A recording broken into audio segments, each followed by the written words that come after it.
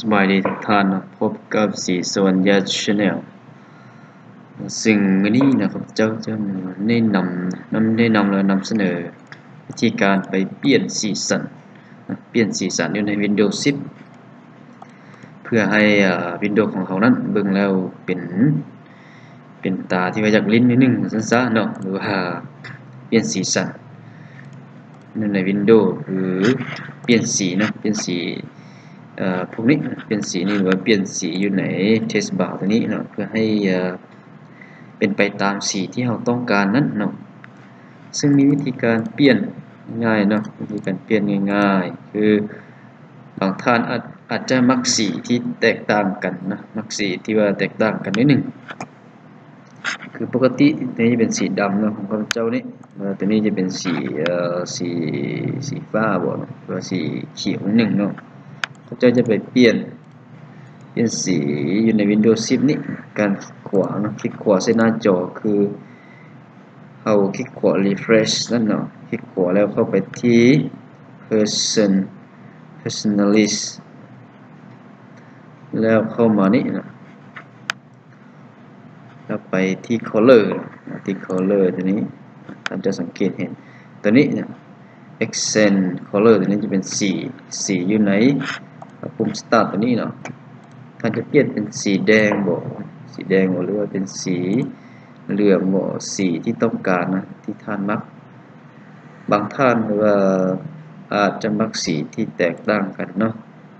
ส่วนข้าพเจ้าเอาเป็นสีนี้ส่วนตัวอยู่ใน test bar ตัวนี้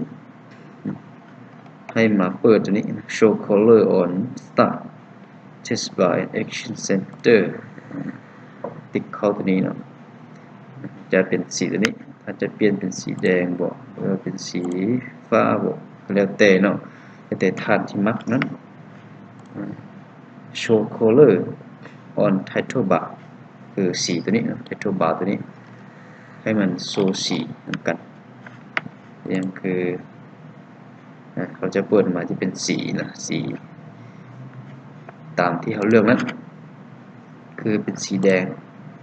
จะเป็นสีแดงตามใจท่านนะตามใจท่านที่มักสีใดมันก็สามารถมาเลือกได้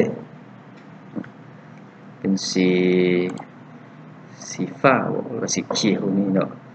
สีฟ้าเขาจะเอาสีตัวนี้ซะเนาะนั่นสมมติว่าเปลี่ยนแปลงได้ตามสีที่ท่านต้องการนั้นที่ต้องการเนาะขวาแล้ว personalist เปลี่ยนสี color ปกติแล้วสองอันนี้จะปิดไว้เนาะปกติจะปิดไว้ท่านมาเปิดไว้เนาะเปิดไว้เปลี่ยนสีตามใจ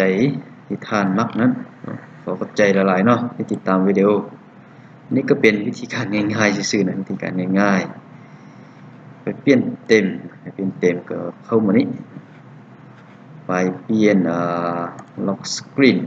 เปลี่ยนอันนี้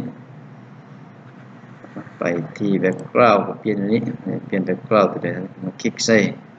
ที่คุณครับจะเอาตัวนี้จะเปลี่ยนเป็น background ตัวนี้วิธีการง่ายๆซื่อๆนะวิธีนี้ก็เป็นวิธีการง่ายๆขอขอบใจละลายนะที่ติดตามวิดีโอของข้าพเจ้าขอขอบใจละลาย